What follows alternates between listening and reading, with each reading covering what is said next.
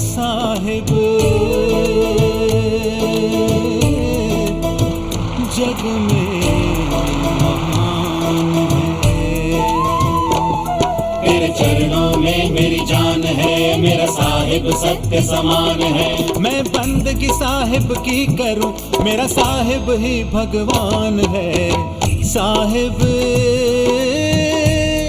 जग में महान है।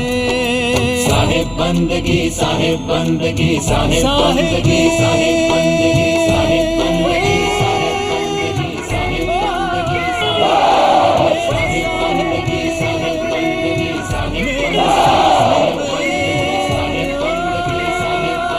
साहिब बंदगी, साहिब बंदगी। काफी पंथों ने धंधा बना रखा है, किसी को भी कहा नामदान देता जा, लेकिन मानना वो गद्दी को। मैं कह रहा ये तो वही बात हुई, ब्याह किसी से कहा ब्याह इससे कर ले, खसम तेरा फलाना होगा। वो ये कैसी बात है यार, जिससे ब्याह किया वही हुआ खसम, और ब्याह कर ले खसम दूसरा होगा, ये कैसा है? दीक्षा वो दे रहे हैं और गुरुजी फलानी जगह बैठा है वही मानना। ये सिर्फ पंथ फैलाने का धंधा है, दुनिया को बुद्धू बनाने का धंधा है। और यहाँ साहब अपेक्षा कर रहे हैं, जाका गुरु है आंध्रा, चेला कहाँ को जाए, अंधा अंधे पेलिया दोनों को ऊपर आए। भाई तर्क एक बहुत बड़ी चीज होती है। मैं आपको एक उदाहरण देता हूं, तर्क से सभी चीज का पता चलता है। एक भक्त मेरे पास आया, मुझे कहा गुरुजी नई गाड़ी ली है, पहले आपकी सेवा में लगाना चाहता हूं। तो मैंने कहा ठीक है, आज मेरे पास गाड़ी नहीं है, लखनऊ जाना है, चल मुझे लखनऊ तक छोड़ दे। उसने कहा चलो। बाराबंकी के पास जब हम पहुंचे, एक मोटरसाइकिल वाला ऐसे लूप होल से आकर सामने से ऐसे निकला, बीबी को बिठाया हुआ था, बड़ी रफ गाड़ी चलाई। मेरे ड्राइवर ने बड़ी मुश्किल से उसको बचाया, ब्रेक लगाई। पीछे से एक और गाड़ी आई, बोलेरो, उसने हमारी भी बोलेरो न्यू थी, उसको टक्कर मारी, पीछे से नुकसान कर दिया, बत्ती तोड़ डाली, पीछे वाला शो उसका जो था वो, और गार्ड तोड़ दिया। मैं उतरा, मैंने उसको कहा भाई देखो ये क्या किया आपने? बोला हमारी क्या गलती है, आपने ब्रेक लगाई अचानक। मैंने कहा भाई सुन, हमने ब्रेक लगाई एक आदमी को बचाने के लिए, हमने ब्रेक लगाकर एक आदमी को बचाया, तूने ब्रेक लगाकर क्या लगाई, हमारी गाड़ी तोड़ दी। मैंने कहा देखो ऐसा है कि भाई लिखा होता है कि कीप डिस्टेंस, थोड़ा पीछे से आप फासला रखो। आखिर मुझे ये बताओ, वो आदमी जो सामने हमारा आया, हम उसे बचाने के लिए ब्रेक लगानी है या नहीं लगानी है? अच्छा, इतने में 50-60 आदमी इकट्ठे हो गए। उन्होंने कहा भाई ये ठीक तो कह रहे हैं, पीछे से तुमने गाड़ी को तोड़ा है, कसूरवार तुम हो। वो नहीं माने, वो कह रहे आपकी गलती है। मैंने कहा ठीक है फिर चलो, अब न्यायालय बताएगा कि गलती किसकी है। मेरा वहाँ अभिप्राय था भाई, उससे मैं कोई हर्जाना भी नहीं लेना चाह रहा था, फिर इंसानियत कहाँ रह गई, कुछ नहीं चाह रहा था। पर वो उल्टा चोर कोतवाल को डांटे। अजी उसने बहुत बड़े एक लीडर को फोन किया, वो आ गया थाने में, वो भी पहुंच गया, दोनों गाड़ियां थाने में पहुंची, हमारी भी उसकी भी। लीडर अपने मद में चूर था।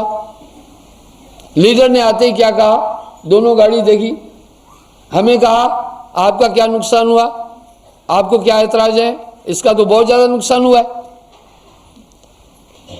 लीडर ने आते ही बोला मुझे कि भाई तुम्हारा क्या नुकसान हुआ है, तुम्हारा थोड़ा नुकसान हुआ है, इसका ज्यादा हुआ है, आपको ऐतराज नहीं होना चाहिए। मैं बोला भाई बात सुनो, एक आदमी किसी को खींचकर मुंह में मुक्का मारे, उसकी उंगलियां टूट जाए, तो कसूरवार मुक्का मारने वाला हुआ या जिसको मुक्का मारा वो हुआ? बस वो फिर खड़ा ही नहीं हुआ उधर, चल पड़ा। भाई अगर आप बदमाशी की बात करोगे तो ये ठीक नहीं होगी। आपने नेताजी को एक बुलाया, मैं नेताजी के नाने को बुला लूंगा, वो भी इधर आ जाएगा। बात ये नहीं है, हल ये नहीं है। अच्छा जी, बाद में वो मंजूर किया, हाँ भाई गलती है हमारी, तो एसएचओ ने कहा गलती है तो इनको हट जाना दो और लिखित दो, लिखो इस पर गलती है।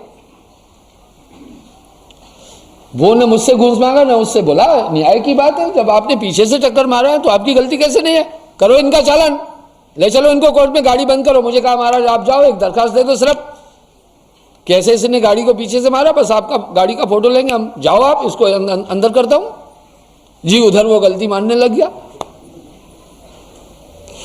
अब मुझे पुलिस वालों ने कहा कि महाराज इसे हर्जाना लो। मैं बोला बस इसने गलती मानी, जाओ, हम कोई मुकदमा नहीं करे, आप जाओ। फिर उन्होंने कहा आप जुर्माना क्यों नहीं ले रहे? मैं बोला अगर मैंने इससे जुर्माना लिया तो इंसानियत क्या बच गई बाकी, जाए। मसला यही था कि अपनी भूल को नहीं। तो तर्क एक कसौटी है सही और झूठ को परखने की।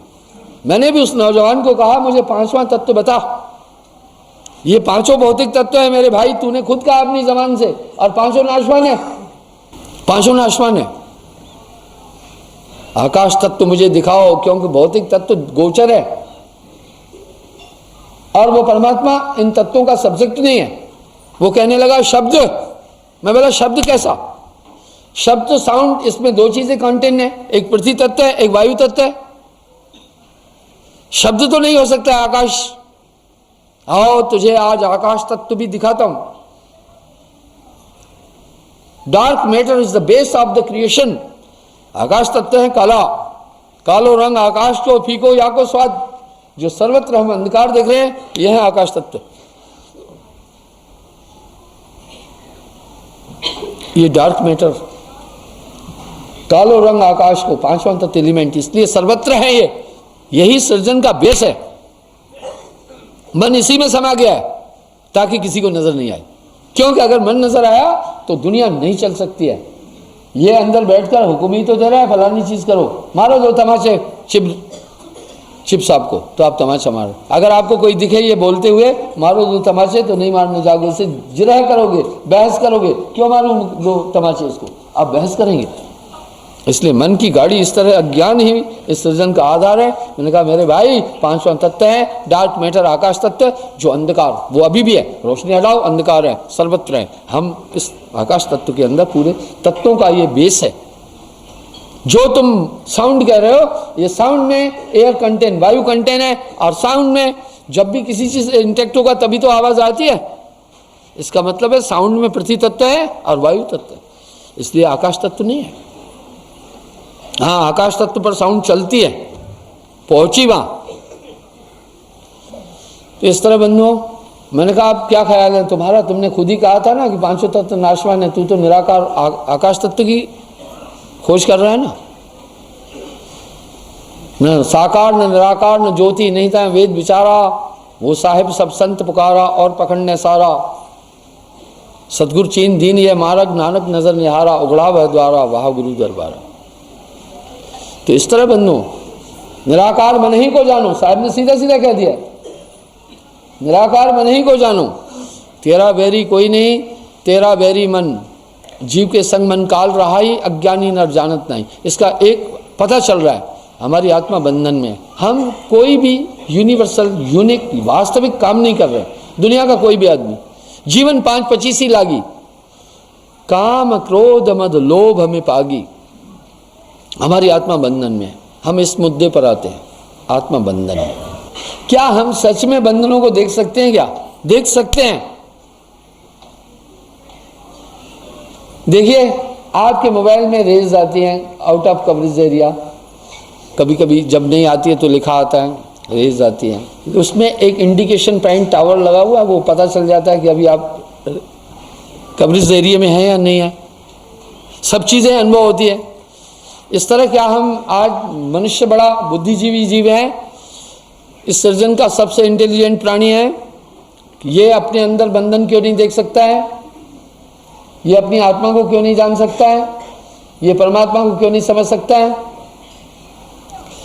कस्तूरी कुंडल बसे मृग खोजे बन माए, ऐसे घट घट साइया मूरख जानत ना। भाई कस्तूरी मृगा की नाभि में वन में ढूंढ रहा है,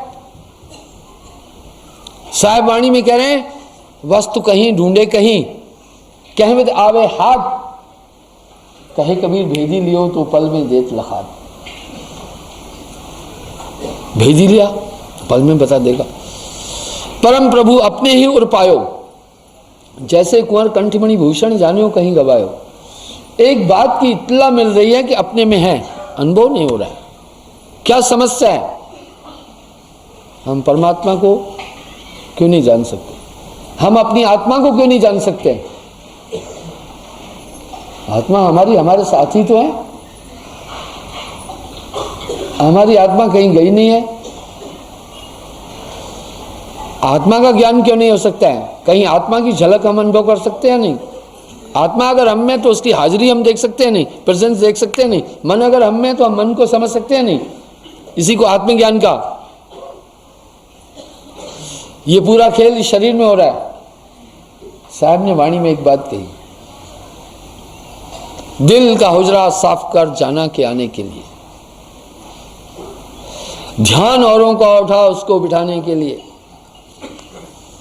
एक दिल लाखों तमन्ना, उस पे भी ज्यादा हवस, फिर ठिकाना है कहाँ उसको बिठाने के लिए। चश्म दिल से देख तू, ये चश्म दिल हमें देखना होगा। कह रहे देख अंदर क्या क्या तमाशे हो रहे, बड़े तमाशे हो रहे हैं अंदर में। दिल सता क्या क्या है तेरे, दिल सताने के लिए। भाई बड़ी कहानियां बन रही है अपने अंदर में। यानी कुछ संतों घर में झगड़ा भारी, इस काया में बहुत झंझट है। साहब कह रहे हैं कायागढ़ खोजो मेरे भाई, तेरी काल अवधर जाई। 5 सखी पीहू पीहू करत हैं, भोजन चाहत न्यारी न्यारी। कायागढ़ खोजो मेरे भाई। वाह वाह। इसका मतलब है जिन्होंने, हमारी आत्मा यही तो है। कहीं आपकी आत्मा विचरण करने नहीं गई है, आप में। हम इसको क्यों नहीं समझ सकते? हम इसे क्यों नहीं जान सकते? अगर हम बंधे हैं तो बंधन भी तो यही होंगे। देखा कितना रहस्यमय है शरीर। तभी साहब वाणी में बोल रहे हैं ये काया है समृत केरी, काया की गत काहु नहरी। प्रमाण दे रहे हैं इस काया को कोई नहीं समझ पाया। शिव गोरख सो पच पच हारे। कालांतर में जितने योगी हुए, प्रथम शिव जी खट योगेश्वरों में और अंत में गोरख जी हुए, इसलिए शिव गोरख का प्रमाण दिया। शिव गोरख सो पच पच हारे, इस काया का भेद न पाए। कबीर काया अथाह है, कोई बिरला जाने भेद। हम देखते हैं यानी आदमी इस काया को नहीं समझ पा रहा। साहिब वाणी में कह रहे हैं चश्म दिल से देख तू, क्या क्या तमाशे हो रहे, दिल सता क्या क्या है तेरे, दिल सताने के लिए। दिल का हुजरा साफ कर जाना के आने के लिए। एक दिल लाखों तमन्ना, उस पे भी ज्यादा हवस, फिर ठिकाना है कहाँ उसको बिठाने के लिए। देखा जा सकता है, आत्मा क्लियर देखी जा सकती है। जैसे आकाश तत्व, 5 भौतिक तत्व देखे जा सकते हैं, आत्मा देखी जा सकती है। आत्मज्ञान का मतलब है आत्मा को जानना। जब जाना गया इसका मतलब देखा गया, पर विधि अलग है। मन को हम नहीं देख सकते किसने बांधा है, बिल्कुल ठीक। हम मन को बिल्कुल माइक्रोस्कोप में जैसे देखते हैं, मन को हम ठीक से देख सकते हैं कि हमारी आत्मा को कैसे बांधा। आओ हम देखते हैं हमारी आत्मा का कोई आइडेंटिफिकेशन है, कोई आत्मा का रेखा चित्र है, कोई आत्मा का आइडियल तस्वीर है। इस शरीर के अंदर आत्मा है। कंसंट्रेशन, ये पहला मैं बोल रहा हूँ, ठीक है? ये भी पहला मैं बोल रहा हूँ, इससे पहले नहीं बोल रहे हैं कोई भी, अब सभी बोलेंगे। ये मूल सुरती, ये आत्मा है, ये आत्मा का नजदीकी रूप है। आप देखें इसकी सहभागिता, इसका सहयोग हर कर्म में कितना है। हमारी आत्मा हर काम में सहभागी हो रही है। Concentration main thing. अगर आप देखें अभी आप मुझे सुन रहे हैं तो सुनने में भी ध्यान है तो आप सुन रहे हैं। अगर ध्यान हट जाएगा कुछ भी सुनाई नहीं देगा। देख रहे हैं तो भी अगर आपका ध्यान हट गया यहाँ से तो आंखें खुली होगी, मैं नहीं दिखाई दूंगा। समझ रहे हैं, अगर आपका ध्यान कहीं चला गया तो कुछ समझ में भी नहीं आएगा। इसका मतलब है हमारे सूक्ष्म इंद्रियां भी आत्मा चेतन कर रही हैं। इसका मतलब है हमारे स्थूल शरीर को भी कंसंट्रेशन रूपी आत्मा चेतन कर रही है, हमारी सूक्ष्म इंद्रियों को भी हमारी आत्मा चेतन कर रही है। इसलिए ये आत्मा चेतन कर रही है हमारे पूरे शरीर को। ये है कंसंट्रेशन। चलते चलते अगर ध्यान कहीं हो गया, टांगे आपस में बच जाती हैं। देखा, चलने में भी ध्यान की जरूरत पड़ी। ये ध्यान आत्मा है। साहब ने कहा सूरत में रचो संसारा, सूरत का है खेल सारा। ये कैसे बंधी है आत्मा, क्या ये जान सकते हैं? बिल्कुल क्लियर। आत्मा को मन ने बांधा। आओ दिखाता हूं, बिल्कुल दर्पण की तरह दिखाता हूं। तेरा बैरी कोई नहीं, तेरा बैरी मन। मन जीव को भरमावे सोई, मन का कहा न कीजे कोई। मन ही आए काल कराला, जीव नचाए करे बेहाला। यही मन ही काल है। मन आत्मा को भ्रमित कर रहा है। गुरु क्या करेगा? गुरु छुटाएगा। पहले बंधन तो देखें। मन ही स्वरूपी देव निरंजन तोय राग भरमाए। कैसे बंधा हुआ है? बंधन दिखेंगे पक्का। मन ने बांधा। कहाँ है मन? क्या मन दिखेगा? पक्का। मन के 4 रूप हैं। जब ये संकल्प करता है, इसको मन कहते हैं। जो भी डिजायर्स हैं, ये मन है। जो हम फैसला कर रहे हैं, ये बुद्धि है। मन के 4 रूप है, मन, बुद्धि, चित्त, अहंकार। इसका मतलब है हमारी सभी इच्छाएं मन है। कभी कभी हम गलत इच्छाएं भी करते हैं। कभी कभी हम इच्छा करते हैं किसी को मार डालें, ये आत्मा नहीं हो सकती। कभी कभी इच्छा करती है विषय विकार करें, ये भी आत्मा नहीं बोल सकती है। आत्मा इससे परे है। इसका मतलब है ये इच्छा हमारा मन है। इच्छा दिखती नहीं है, इच्छाओं का जनक मन है। तेरा बैरी कोई नहीं, तेरा बैरी मन। जीव के संग मन काल रहाई, अज्ञानी न जानत नहीं। मन ही आए काल कराला, जीव नचाए करे बेहाला। इसका मतलब है ये मन। मन का दूसरा रूप है बुद्धि। आप अंदाज लगाओ मन कितना खतरनाक, कितना प्रस्तुत, कितना विशाल, कितना ताकतवर है। पूरा काम ही मन से हो रहा है। तभी साहब कहें, कहत कबीर सुनो भाई साधो, जगत बना है मन से। मन का दूसरा रूप है बुद्धि, यानी फैसला, डिसीजन। जितने भी हम फैसले ले रहे हैं, ये भी बुद्धि। सुख दुख इसी से हो रहा है। जो हमारा काम हुआ तो सुखी, नहीं हुआ तो दुखी। आत्मा सुख दुख से परे है। देखिए फैसले कितने हो रहे हैं। हर चीज का कदम रख रहे हो तो भी फैसला हो रहा है, इधर रखें उधर रखें। हर फैसला बॉडी के अनुकूल है, आत्मा के अनुकूल नहीं है। हर फैसला मन की नेचर है, शरीर के लिए ही करेगा।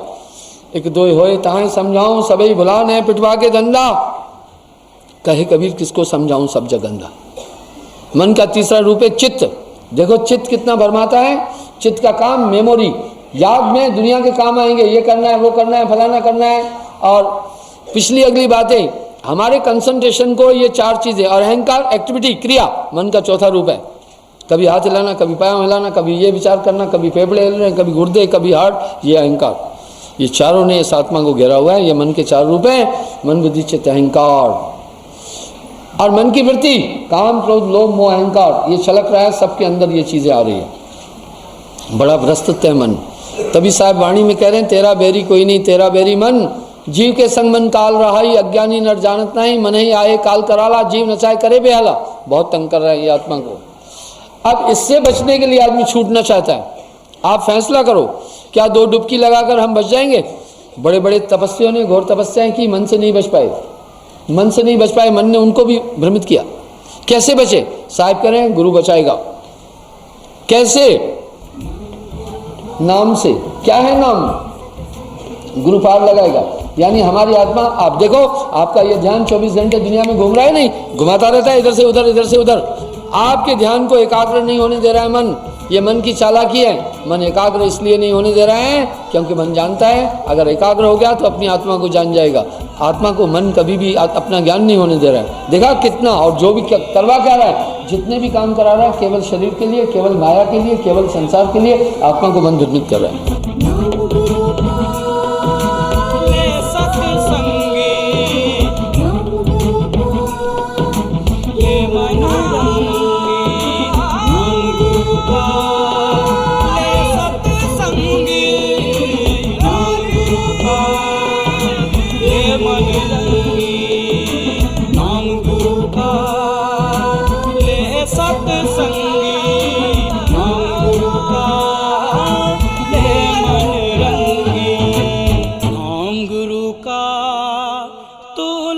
सत्संगी।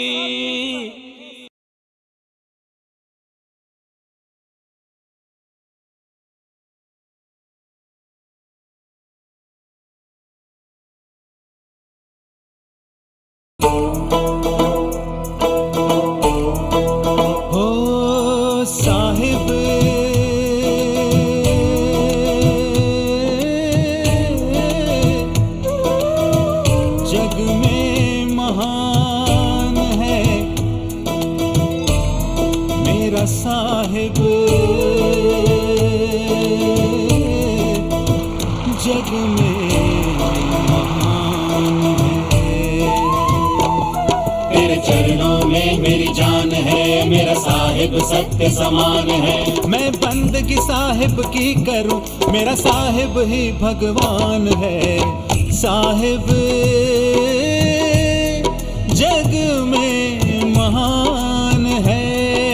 साहिब बंदगी, साहिब बंदगी, साहिब बंदगी, साहिब बंदगी, साहिब बंदगी, साहिब बंदगी, साहिब बंदगी, साहिब बंदगी, साहिब बंदगी, साहिब मेरा साहिब।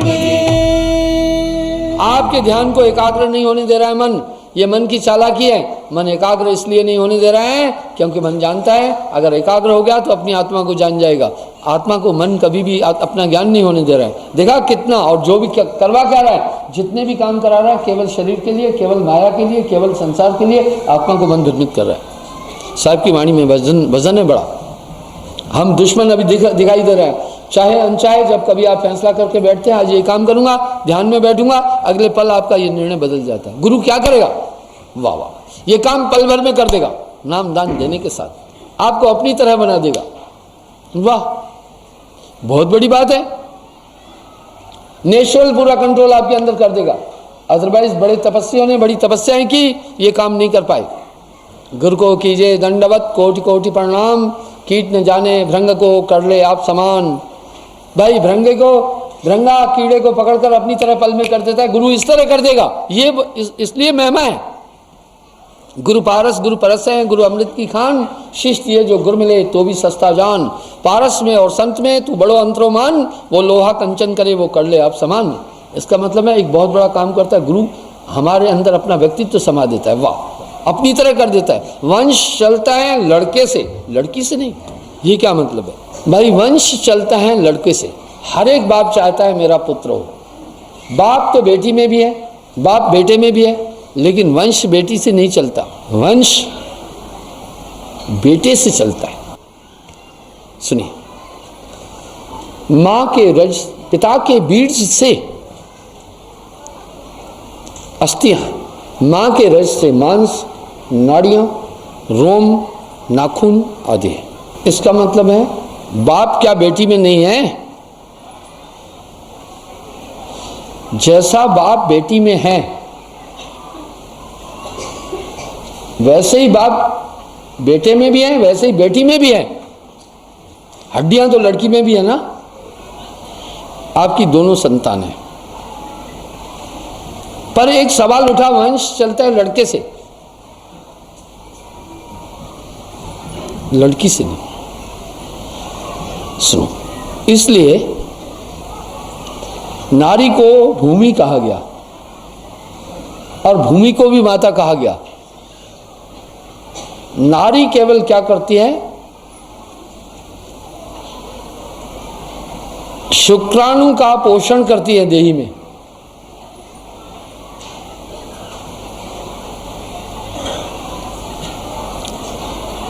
जैसे हम जमीन में अगर भूमि के अंदर हमने करेले का बीज बोया तो भाई करेला ही तो होगा ना।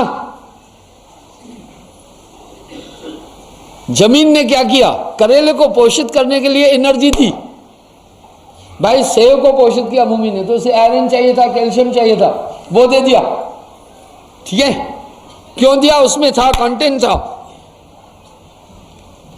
मीन्स जमीन ने केवल क्या किया? जो उसके अंदर बीज बोया उसे पोषित किया है। जमीन ने बीज को पोषित किया, वो बदल नहीं सकती है। करेले को गोभी नहीं बना सकती जमीन, या बना देगी? आलू को टमाटर नहीं बना सकती है। हाँ, आलू को हेल्थी बना सकती है, ठीक है, सुंदर बना सकती है। बाबा जी ठीक है। इस तरह नारी क्या करती है? भूमि की तरह केवल पुरुष के शुक्राणु को पोषित करती है अपने अंदर, ओनली। ठीक है, वो केवल पुरुष के शुक्राणु को पोषित करती है। उसको पनपाती है, उसका पोषण करती है। बीज पुरुष का था।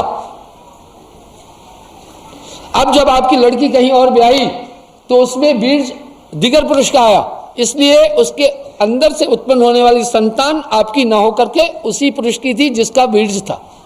गुण मिटे अवगुण मिटे, मिटे कर्म का लेख, तुलसी कहे विचार के मिटे न वंश विवेक। जैसे भूमि ने बीज को पोषित करके विकसित करके बाहर निकाला, इस तरह नारी के शरीर में सिस्टम था, उसने केवल उस अंश को जो पुरुष द्वारा उसके गर्भ में स्थित था उसे पोषित करके जन्म दे दिया। दिगर कारण है कि स्त्री के डिम्स में पावर अधिक हुआ तो वो बीज क्या हुआ, फीमेल में हो गया और मेल में हुआ, अलग चीज है। लेकिन बीज किसका है? बीज आपका। इसलिए बाप बेटी में भी संतान देखते हैं, बेटे में भी, लेकिन जो उसकी बेटी के द्वारा संतान उत्पन्न हुई वो तो उसका बीज नहीं था ना, वो तो दिगर पुरुष से जो ब्याह हुआ उसका बीज रोपित हुआ ना। अब इसमें एक सवाल उठा, इसलिए ये चीजें हिंदू फिलॉसफी में इसका बहुत बड़ा महत्व होता है। क्रॉस सेक्स यही मना किया कि वर्ण शंकर संतान नहीं उत्पन्न करना, अदरवाइज वो नारी का सिस्टम उसमें पूरा लग गया और जो संतान उत्पन्न हुई उसको वर्ण शंकर यानी दूसरे शब्दों में हरामी बोला, नाजायज संतान बोली। यही वजह थी। वो क्या हमारा बच्चा नहीं है, वो यहाँ पर हुआ कि पुरुष कहता है ये हमारा बच्चा है, लेकिन नारी नहीं कहती है हमारा बच्चा नहीं है। चाहे दिगर पुरुष से भी हुआ, बच्चा तो उसी नारी का कोख से पैदा हुआ। इसलिए गुरु भी ये काम करता है। इस पर साहब ने एक बात कही, अब जो आपका बच्चा होगा उसमें आपके गुण आएंगे, आपके लक्षण आएंगे। गुण मिटे अवगुण मिटे, मिटे कर्म का लेख, तुलसी कहे विचार के मिटे न वंश विवेक। आपके खानदान की नेचर आएगी, ठीक है। अगर आप अपने बच्चों में अपनी कंप्लीट नेचर पढ़ रहे हैं, अपना स्वभाव पढ़ रहे हैं, अपनी वृत्तियां पढ़ रहे हैं, वो ये हुआ पैतृक उनका। शक्ल सूरत जो हो सकती है नाना पर, नानी पर, मामे पर, मासी पर, लेकिन जो व्यक्तित्व है वो बाप पर आएगा। इसी तरह गुरु है। पुराने जमाने में पूछा जाता था किस गुरु के चेले, यानी गुरु का व्यक्तित्व आपके अंदर समाएगा। इस पर कबीर साहब एक वाणी में कह रहे हैं, पर गुरु सिगलीकर कीजिए, कह रहे हैं गुरु को कीजिए दंडवत कोटि कोटि प्रणाम, कीट न जाने भ्रंग को कर ले आप समान। गुरु ये काम करेगा, समा जाएगा, आपका व्यक्तित्व अपनी तरह बना देगा, ठीक है। जैसे आपके बच्चे में आपका अंश है तो आपके गुण आए, आपका नाक नक्शा आया, आपकी नेचर आई, आपका स्वभाव आया और पीढ़ियों की पूरी वृत्तियां आई। इस तरह गुरु अगर सिगलीकर है, पूर्ण है, तो आप में समा जाएगा। कैसे समाता है आओ ये बताता हूं। इस पर साहब कहा यह गुरु दीक्षा कोई मामूली चीज नहीं है। गुरु समाना शिष्य में, शिष्य लिया कर नेह, बिलगाए बिलगे नहीं एक रूप दो देह। साहब वाणी में कह रहे हैं वाह ये काम पूरा जीवन का क्षण भर में किया, जो गुरु के पास ज्ञान था पूरा आपको दे दिया पल भर में। जैसे बाप ने अपने शुक्राणु के साथ में उत्पन्न होने वाली संतान में अपनी पूरी वृत्तियां भर दी, इस तरह गुरु सब कुछ भर देता है। तभी साहब वाणी में कह रहे हैं गुरु को कीजिए दंडवत कोटि कोटि प्रणाम, कीट न जाने भ्रंग को वो कर ले आप समान। पारस में और संत में तू बड़ो अंतरोमान, वो लोहा कंचन करे वो कर ले आप समान। आप अपने बच्चे से वाह कह रहे हैं पारस में और संत में अंतर है। पारस तो केवल लोहे को सोना बना सकता है, लोहे को पारस नहीं। इस तरह गुरु आपको अपनी तरह कर देगा। ये है वाह जबरदस्त स्पिरिचुअल जेनेसिज्म। वाह ये कैसा जेनेटिक एक्शन किया, अपने जीन आपने छोड़े, आपको अपनी तरह बना दिया, आपकी नेचर अपनी तरह बना दी, आपका स्वभाव अपनी तरह बना दिया। गुरु के अंदर ज्ञान है, आप में भी समाएगा। गुरु की तरफ ये कैसे ट्रांसमिट किया चीजें, सुरती से। जिसका भी ध्यान करोगे आपके पास उसके गुण आ जाएंगे, आपके पास उसकी शक्ति आ जाएगी, आपके पास उसकी नेचर आ जाएगी, आपके पास उसकी वृत्ति आ जाएगी, सभी चीजें। अगर आप विष्णु जी का ध्यान कर रहे हैं तो वैष्णवत्व में आप मांस और शराब त्यागना ही पड़ जाएगा। कहने का ये मतलब है आप जिसका भी ध्यान करेंगे वो गुरु। ये पारस सूरत संत के पास आ, नपुंसक कभी भी संतान उत्पन्न नहीं कर सकता है, क्योंकि उसके बीज में शुक्राणु नहीं होते हैं। इसी प्रकार से जो परम सत्ता में मिला हुआ पूर्ण सदगुरु है, उसकी सुरती पारस में है, अपनी तरह बना देगा, अन्यथा नहीं। गुरु पूरा शिष्यूरा, जाका गुरु है आंध्रा, चेला कहाँ को जाए, अंधा अंधे पे लिया दोनों को ऊपर आए। तो इस तरह से गुरु पहले ये काम करता है, नामदान के साथ में पूरे मन को समझा देता है, पूरी चीज़ें ऑटोमेटिक समझ में आती जाएगी, जो उसके पास ज्ञान है आप में समा जाएगा। जैसे बच्चे के पूरे गुण बाप के बच्चे में समा गए, गुरु आपके अंदर समा जाएगा। गुरु समाना शिष्य में, शिष्य लिया करने, बिलगाए बिलगे नहीं, एक रूप दो दे। इसलिए गुरु की बहुत बड़ी महिमा कह दी, क्योंकि इस पर साहब पुष्टि करें, पुरुष रचनते नारी है, नारी रचनते पुरुष, पुरुष है पुरुष है, जे रचा ते बिरला संसार, कबीरा ते बिरला संसार। पुरुष रचनते, नारी का मतलब है परम पुरुष ने आदिशक्ति का को सृजित किया, आदिशक्ति ने ब्रह्मा विष्णु महेश पुरुष का उत्पन्न किया। आगे कह रहे हैं पुरुष है जे रचा ते बिरला संसार, कबीरा ते बिरला संसार। पुरुष से पुरुष की रचना कैसे हुई? जब गुरु नाम देता है तो एक आध्यात्मिक स्पिरिचुअल कंसंट्रेशन का जेनिसिज्म करता है, आप में समा जाता है, पूरी नेचर आप में अपनी समा देता है, ये काम पल भर में कर देता है और आप तब उसी का रूप हो गए। आपका जन्म हुआ नया, जब मैं था तो गुण नहीं, अब गुरु है मैं ना, प्रेम गली अति संकरिता में द्विने समाज।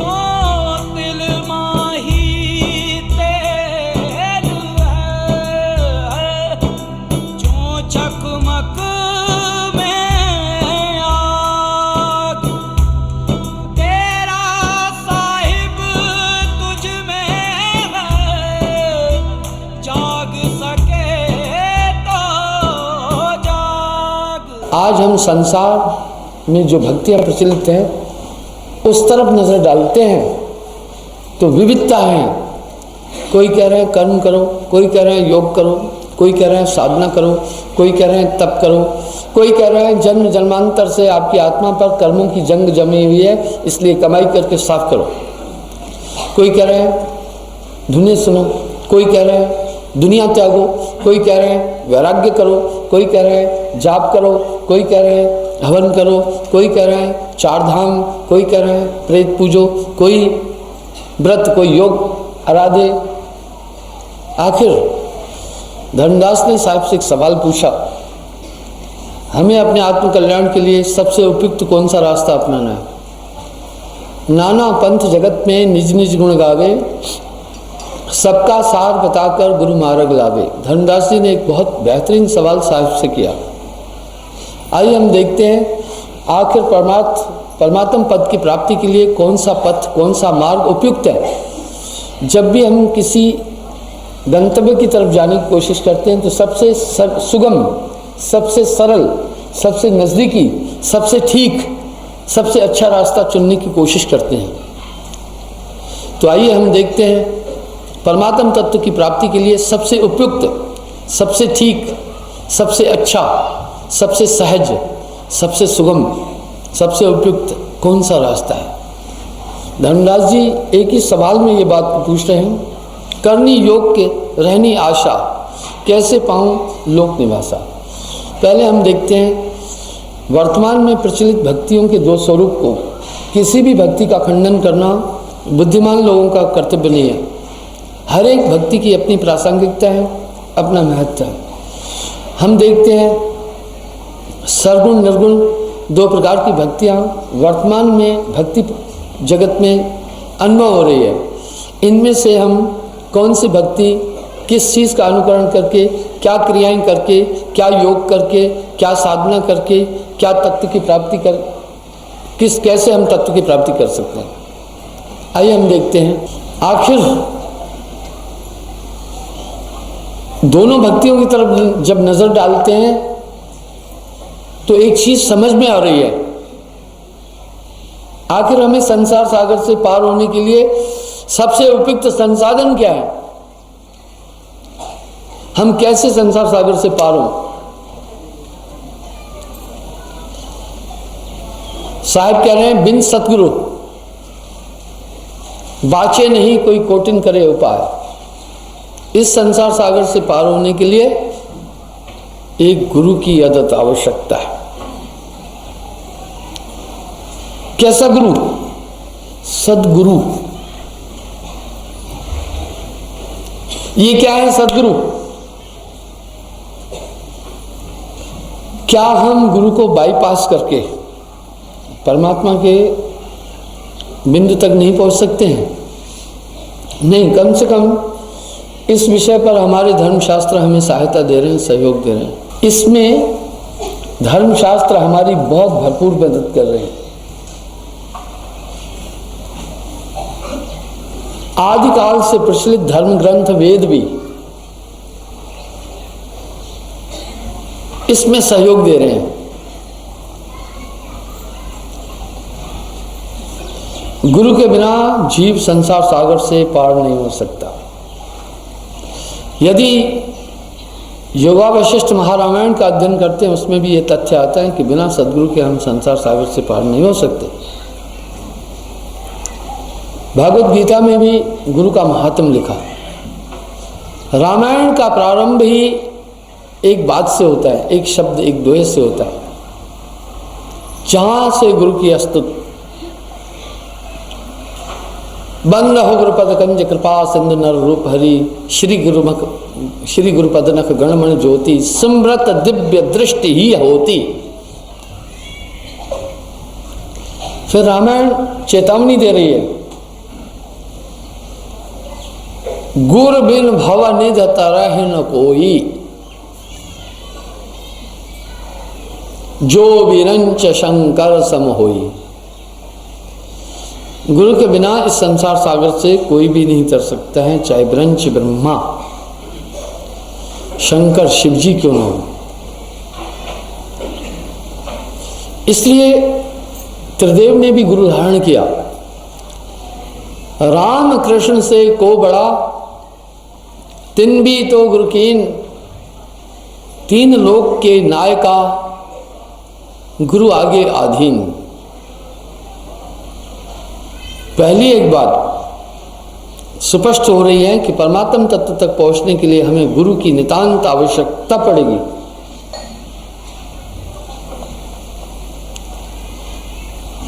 साहब भी कह रहे हैं भवसागर का पार बिना सदगुरु पार नहीं पा सकता है।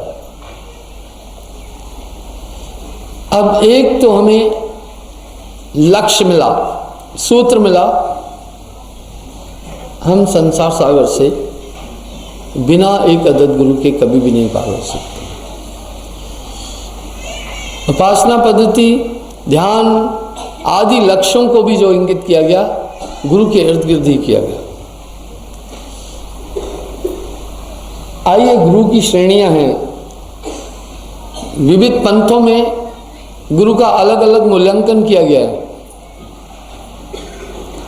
पर एक बात सर्वसम्मत से है, इस संसार सागर से पार होने के लिए हमें गुरु की आवश्यकता पड़ेगी। हम सर्वगुण भक्ति में देखते हैं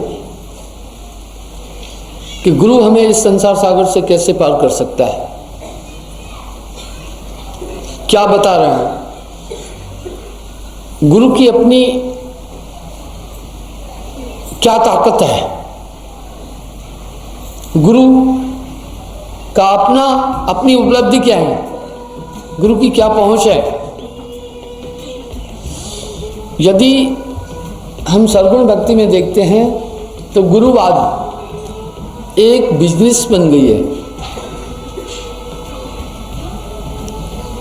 अधिकतर लोगों ने गुरु परंपरा, गुरु व्यवसाय को अपनाया हुआ है, क्योंकि गुरुत्व की बिजनेस में धन अधिक है।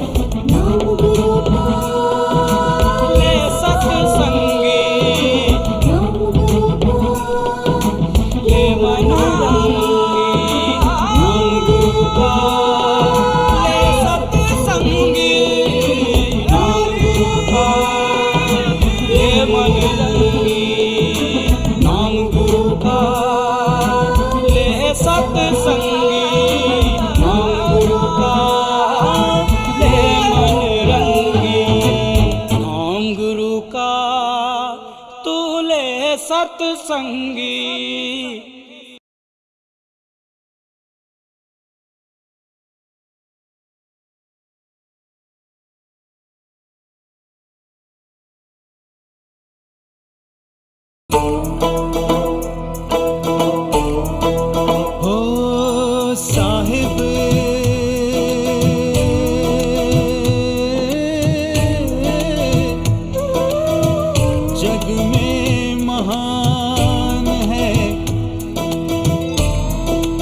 साहिब जग में महान है। तेरे चरणों में मेरी जान है, मेरा साहिब सत्य समान है। मैं बंदगी साहिब की करूं, मेरा साहिब ही भगवान है। साहिब जग में महान है। साहिब बंदगी, साहिब बंदगी, साहिब बंदगी, साहिब बंदगी, साहिब बंदगी, साहिब बंदगी, साहिब बंदगी, साहिब बंदगी, साहिब बंदगी, साहिब बंदगी, साहिब बंदगी। यदि हम सरगुण भक्ति में देखते हैं तो गुरुवाद एक बिजनेस बन गई है। अधिकतर लोगों ने गुरु परंपरा, गुरु व्यवसाय को अपनाया हुआ है, क्योंकि गुरुत्व की बिजनेस में धन अधिक है, सम्मान भी मिलता है और ये धर्म का संदेश भी है, इसलिए सभी गुरु कर रहे हैं। कोई बात नहीं, हम गुरु की गुणवत्ता को देखते हैं। अधिकतर बाहरी भक्ति का स्वरूप दूषित सा नजर आ रहा है। 60 लाख गुरु रजिस्टर्ड हैं भारत में। मैं गुरुओं पर अपेक्षा नहीं कर रहा हूं, अधिकतर वो बाल बच्चे वाले हैं। तो क्या एक ग्रस्त गुरु को किया जाए? इस पर कबीर साहब अपेक्षा कर रहे हैं, कह रहे नहीं, ये गुरु धातु गुरु तत्व सम्माननीय है, ये बिजनेस के तौर पर न किया जाए। जिसका गुरु है ग्रही, चेला ग्रही होए, कीच कीच के धोवते मैल न जाए कोई। अर्थात गुरुग्रस्त न हो। गुरुग्रही चेला अवधूत, कथनी क्या कथे अपनी मां का फला। साहब ने गाली देकर बोल दिया।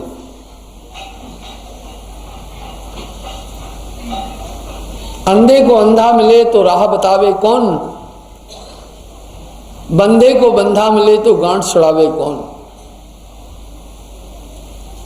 इसलिए एक पूर्ण गुरु की आवश्यकता पड़ेगी। आगे बताऊंगा। क्या सरगुण भक्ति वाले गुरु की ये गुणवत्ता देख रहे हैं क्या? बिल्कुल भी नहीं। वो लगे हैं। क्या वो इस तरह से पार हो जाएंगे क्या? नहीं। साहब कह रहे हैं बिन सतगुरु बाचे नहीं, कोटन करे उपाय। जाका गुरु है आंध्रा, चेला कहां को जाए, अंधा अंधे पेलिया दोनों को ऊपर आए। नहीं, इस तरह के गुरु को गुरु और वांछक गुरु कहा साहब ने। इसके द्वारा हमारी आत्मा का कल्याण किसी भी कीमत में नहीं होने वाला है। क्या ये कबीर साहब ने अपेक्षा किया? नहीं, मार्गदर्शन किया भक्ति जगत में भक्तों का। अंधे को अंधा मिले तो राह बतावे कौन, बंदे को बंधा मिले तो गांठ छुड़ावे कौन। भला जी, एक अंधे को अंधा और मिल जाए, क्या मार्गदर्शन करेगा? बंदे को बंधा हुआ मिल जाए, क्या उसे आजाद कर सकेगा? इसलिए अगर गुरु स्वयं मोह माया और मन के दायरे में है, आपका हित नहीं कर सकेगा। ऐसे गुरुआ लोगों पर साहब ने अपेक्षा करके कहा, बहुत गुरु हैं अशग माही, हरे द्रिप कछ संकट नाही, ताते प्रथम परीक्षा कीजिए, ता पीछे गुरु दीक्षा लीजिए।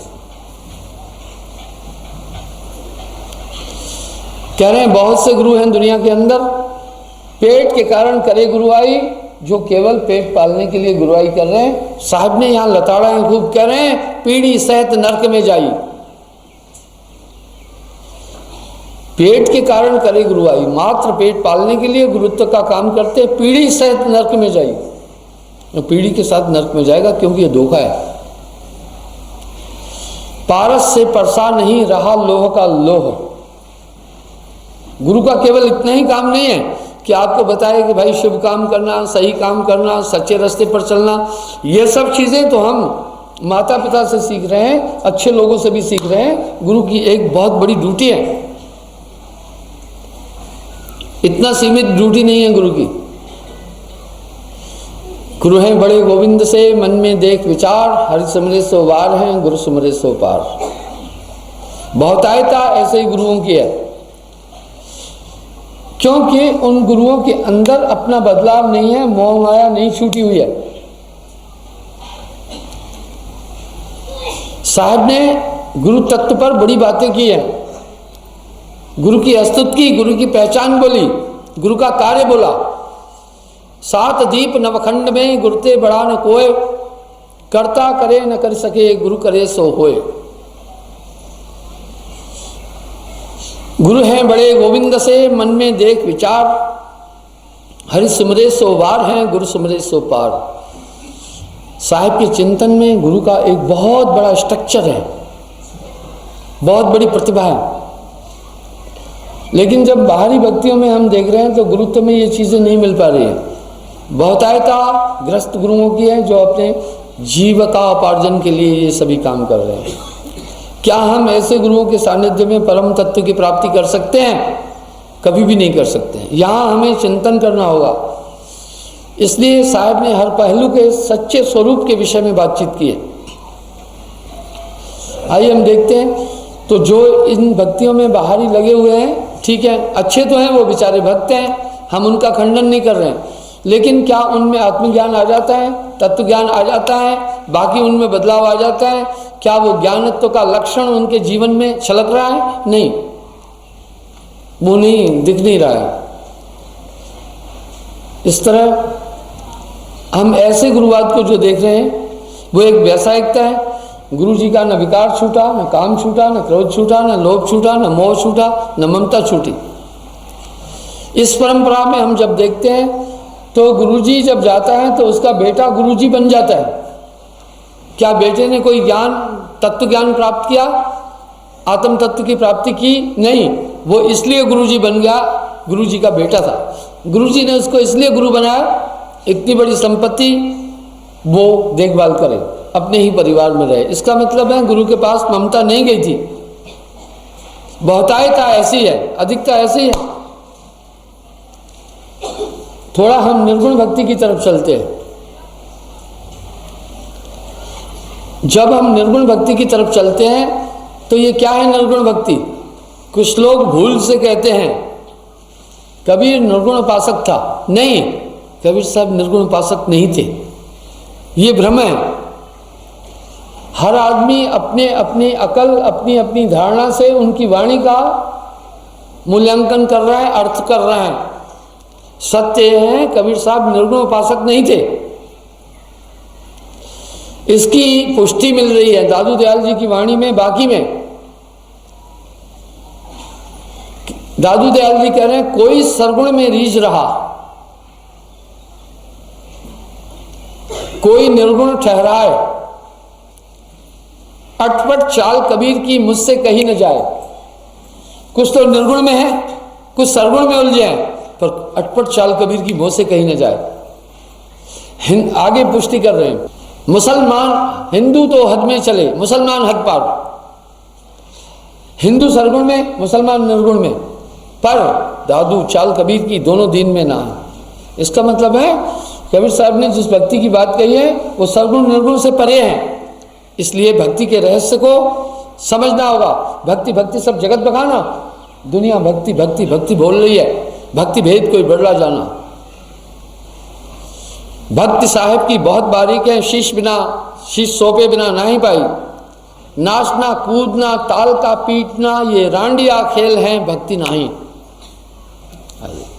तो ये भक्ति तत्व को हमें जानना होगा, क्योंकि भक्ति नशेणी मुक्ति की, जैसे ऊंचाई पर जाने के लिए सीढ़ी की आवश्यकता पड़ती है, इस तरह परम तत्व की प्राप्ति के लिए भक्ति की नितांत आवश्यकता है। और निर्गुण भक्ति की तरफ हम देखते हैं क्या निर्गुण भक्ति है। हम निर्गुण भक्ति करके कहाँ तक जा सकते हैं? इस कलयुग में निर्गुण भक्ति की प्रासंगिकता क्या है? इसका कितना महत्व है। क्या ये करके हम कलयुग में निर्गुण भक्ति का आयाम क्या है, निर्गुण भक्ति की विधि क्या है, निर्गुण भक्ति कैसे की जाए। निर्गुण भक्ति का सीधा अर्थ है योग, साधना। हमें भक्ति के सभी स्वरूपों को ठीक से जानना होगा। गुरु भक्ति क्या है, फिर सदगुरु भक्ति क्या है, फिर हम उस तरफ चलेंगे। जो सरगुण भक्ति बताने वाला है वो अपनी भक्ति नहीं बता रहा है, वो कह रहा है तीर्थ करो, धाम करो, चारों धाम करो, व्रत करो, शुभ कर्म करो। और निर्गुण भक्ति का प्रेरक गुरु क्या बताता है, पंच मुद्राओं के इर्द गिर्द वो घुमाता है, उसमें भी क्रिया का महत्व होता है। निर्गुण भक्ति और सरगुण में अगर मोटा अंतर कोई है तो निर्गुण भक्ति में साकार उपासना की जगह नहीं है। दो शब्दों में कहें निर्गुण भक्ति क्या है, शरीर के अंदर की क्षमताओं को जगाना। ये कौन सी क्षमता है, क्या निर्गुण भक्ति आत्म शक्ति को जगाती है? नहीं, निर्गुण भक्ति हमारे शरीर की सूक्ष्म शक्ति और दिव्य सेल्स को जगाती है। इसलिए पंच मुद्राएं इसी के इर्द गिर्द घूम रही है। फिर एक खिचड़ी भक्ति है, वो आपको बताऊंगा।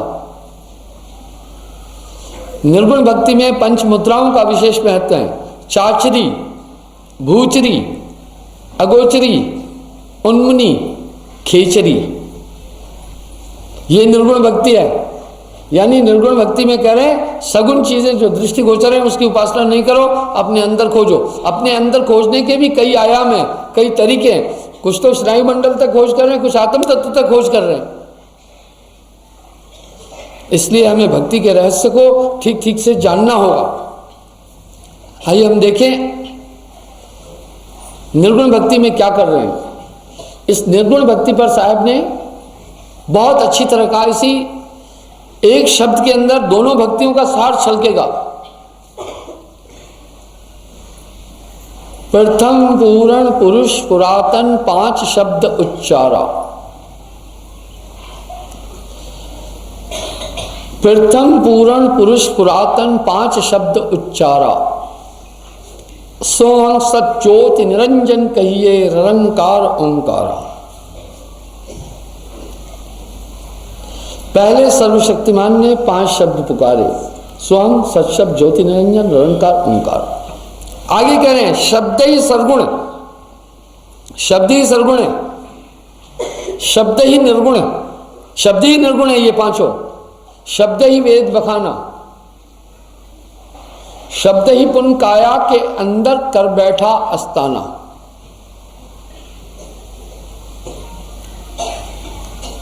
शब्द ही सरगुण है, शब्द ही निर्गुण है, शब्द ही वेद बखाना, शब्द ही पुन काया के अंदर कर बैठा अस्ताना। जो जाकी उपासना की ना उसका कहूं ठिकाना। पहले हम देखते हैं शब्द ही सरगुण, शब्द ही निर्गुण, शब्द ही वेद बखाना, शब्द ही पुन काया के अंदर कर बैठा अस्ताना। काया में कहा 5 शब्द पंच मुद्राएं, पांचों शब्द काया में है। पांचों शब्द से 5 तत्व पैदा हुए। ज्योति निरंजन चाचरी मुद्रा सोहे नैनन माही। किसको जाना गोरख योगी महातेज हैं ताही। अलख निरंजन ज्योति निरंजन नैनों के अंदर है। और इसके विशेषज्ञ थे गोरखनाथ। इसलिए गोरखनाथ मूर्ति पूजा नहीं करते थे। गोरखनाथ जी क्या करते थे, चाचरी मुद्रा में प्रज्ञावस्था में पहुंचने का प्रयास करते थे। तीसरे तिल में ध्यान रोकते थे। यहीं पर मन है। सुखमन मध्य बसे निरंजन मूंदा 10वां द्वारा। ये सुषुम्ना नाड़ी का मध्य है। उसके ऊपर मकर तार है, चढ़ो संभार समारा। बंधु, इससे क्या प्राप्त होगा, यहां की कोशिकाएं जगी, जब यहाँ की कोशिकाएं जगी तो ये तो शरीर के स्नायु मंडल का खेल था ना, इससे आत्मा का क्या कंसर्न है? इस साधना से आत्मज्ञान का क्या संबंध हुआ? ये तो यहां की कोशिकाओं को जगाया गया ना, कहां था इसमें आत्मज्ञान? सिद्धियां प्राप्त हो जाती हैं, शक्तियां प्राप्त हो जाती हैं। आम तौर पर हम देखते हैं सिद्धों में हिंसा आ जाती है, अहम आ जाता है। देखो अहंकार नहीं छूटा, मन को कहीं टच ही नहीं किया। कितने तपसी तप कर डारे, काया डारी गारा, ग्रह छोड़ भय सन्यासी तेऊ न पावत पारा। देखो साहब यहां साफ कह रहे हैं, बड़े बड़े तपस्वियों ने तप किया लेकिन इस 3 लोक की सीमा से आगे वो नहीं जा सके, काया भी गलत दी। क्या इस क्रिया से हम अपने मन पर नियंत्रण पा लेंगे? नहीं हो पाएगा। ओमकार भूषरी मुद्रा, दूसरा बोल रहे हैं ओमकार भूषरी मुद्रा। त्रिकुटी है अस्ताना, व्यासदेव तिसको पहचाना, महाज्ञान हो जाना। व्यास जी भी योग करते थे, ये निर्गुण भक्ति का दूसरा आयाम है। अपना ध्यान आज्ञा चक्र में रोकते थे, इसी को पंचग्रंथि पंचवटी भी कहते हैं।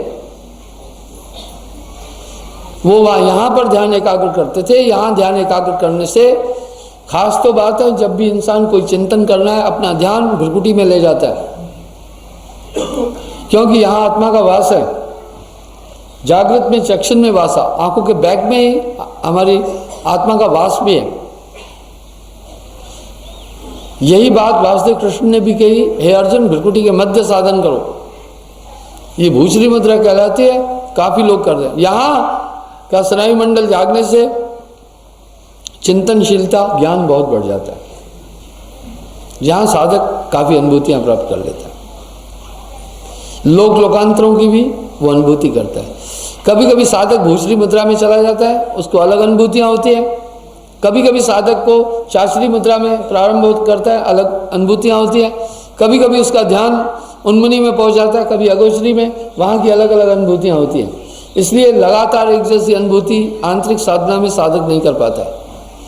फिर जो जिन चीजों को देख लेता है वहीं अटक जाता है। तीसरा कह रहे हैं सोहंग। सोहंग शब्द अगोचर मुद्रा, भवर गुफा अस्ताना, शुकदेव तिसको पहचाना, सुन अनहत की ताना। अगोचरी मुद्रा में साधक धुनों में ध्यान रखता है। अब ये धुनें कहां से आई? क्या ये धुनें परमात्मा है? नहीं, धुनें नाड़ियों का संसर्ग है, नाड़ियों की प्रक्रिया है। धुनों को, अनहत शब्दों को साहब ने कभी भी परमात्मा नहीं बोला। कुछ मत मतांतर इन धुनों को सच्चा नाम बोल रहे हैं और सच्चा परमात्मा बोल रहे हैं। धुनें नाड़ियों का खेल है, नाड़ियों की क्रिया है। अगर आप देखें, अपनी मुट्ठी भींचें, दांत जोर से भींचें और अंदर में सुने तो आवाजें तेज हो जाएगी। आप करके देखें, धुन बढ़ गई। आप इसको प्रैक्टिकल देख सकते हैं। ये केवल नाड़ियों की प्रक्रिया है। इसलिए साहब ने इन धुनों को कभी परमात्मा नहीं बोला। हाँ, धुनें अपने एक मुकाम से हो रही है, भंवर गुफा पर गुंजायमान हो रही है।